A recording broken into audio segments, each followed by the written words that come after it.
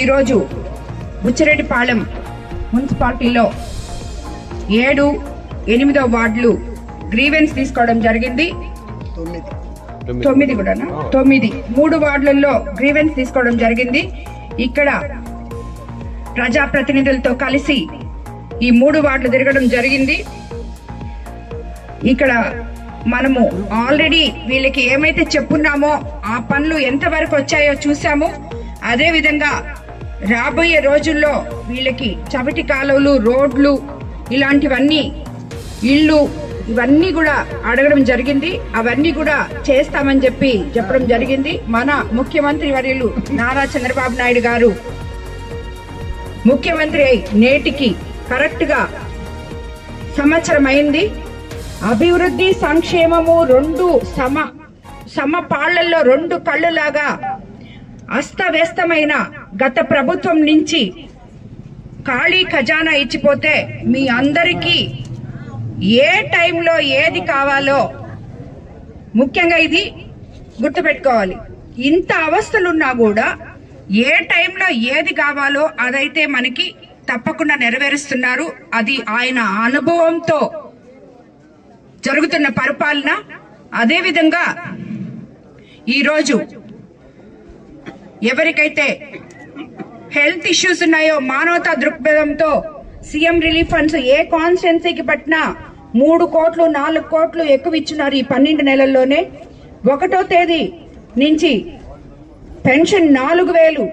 మనము ఈ 12 నెలల్లో నాయకులము ప్రజల దగ్గరికి వెళ్లి ఏ ఊరికైతే వెళ్ళామో ఆ ఊరి సమస్యలు నాయకులు తెలుసుకుంటూ అక్కడ వాళ్ళకి పెన్షన్ ఇవ్వడం జరిగింది. ప్రజలకి, నాయకులకి, అదేవిధంగా ఎమ్మెల్యేలకి అవినాభావ సంబంధం పెరిగింది. అందుకని ఈ రోజు ఏ ఊర్లో ఏ సమస్యలు ఉన్నాయో కూడా ప్రతి ఎమ్మెల్యేకి తెలుసు. కాబట్టి రాబోయే రోజుల్లో ఇవన్నీ ముఖ్య అంశాలుగా పెట్టుకొని ప్రతి ఒక్కరికి నాయకులు అందుబాటులో ఉంటూ వాళ్ళ సమస్యలు తీర్చాలి అని చెప్పి మాకు అధినాయకత్వం నుంచి చంద్రబాబు నాయుడు గారు ఆదేశించడం జరిగింది. మేము కూడా అదే చేస్తున్నాము. ముఖ్యంగా ఈ సంవత్సరం రోజుల్లో మనం ఇచ్చిన సూపర్ 6 పథకాలు అయితే మొట్టమొదటిది 4000 పెన్షన్, దివ్యాంగులకి 6000 చేస్తాం. అలాగే డిసేబుల్డ్ పర్సన్స్ కి 15,000 చేస్తాం. ఎవరైతే బాగలేరో వాళ్ళకి సీఎం రిలీఫ్ ఫండ్స్ ఇచ్చాం. అదేవిధంగా దీపం 2 పథకం కింద 3 సిలిండర్లు ఇచ్చాం. మత్స్యకార భరోసా ఇవ్వడం జరిగింది. అదేవిధంగా మనకి రాబోయే రోజుల్లో already DSC, mega DSC open చేయడం జరిగింది. అందరికీ ఉద్యోగాలు రాబోతున్నాయి. రేపు స్కూళ్లు తీసే టైంకి మనకి తల్లికి వందనం ఇవ్వబోతున్నారు. నారు పోసుకునే టైంకి అన్నదాత సుఖీభవ ఇవ్వబోతున్నారు. అదేవిధంగా ఆగస్టు 15 నుంచి మహిళలకు ఉచిత బస్సు అందజేయబోతున్నారు. ఈ రకంగా మనం ప్రతి ఒక్కటి చేసుకుంటూ ముందుకెళ్తున్నాం. ఇంతకు ముందు కూడా మనం అనుకున్న విధంగా ఎక్కడ కూడా రాజీ పడకుండా ముఖ్యమంత్రి గారు అదేవిధంగా ఎన్నో గుంతల రోడ్లు మన పంచాయతీరాజ్ మినిస్టర్ పవన్ కళ్యాణ్ ఆధ్వర్యంలో ఎన్నో గుంతల రోడ్లు పూడ్చుకోవడం జరిగింది. అది ఒకరు చెప్పాల్సిన అవసరం లేదు.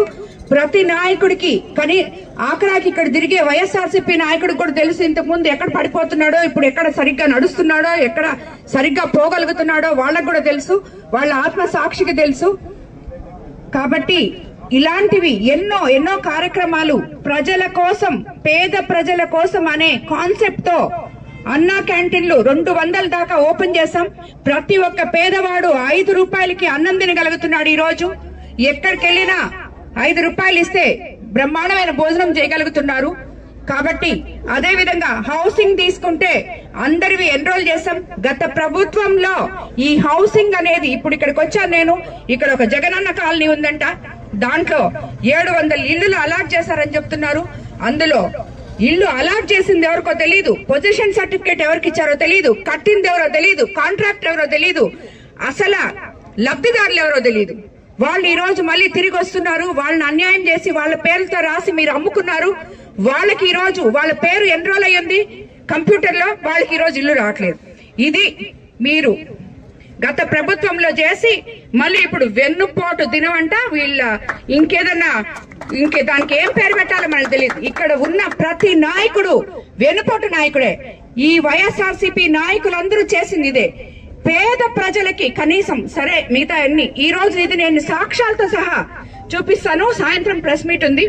పేద ప్రజలకి ఒక్క బుచ్చిరెడ్డిపాళెం దగ్గరే కట్టుబడిపాలెం దగ్గర 700 ఇల్లులు ఇచ్చుంటే జగనన్న కాలనీ అని పెట్టుంటే ఆ 700 మందికి మీరు లబ్ధిదారులకి సరిగ్గా ఎంత మందికి ఇల్లు చేర్చగలిగారు?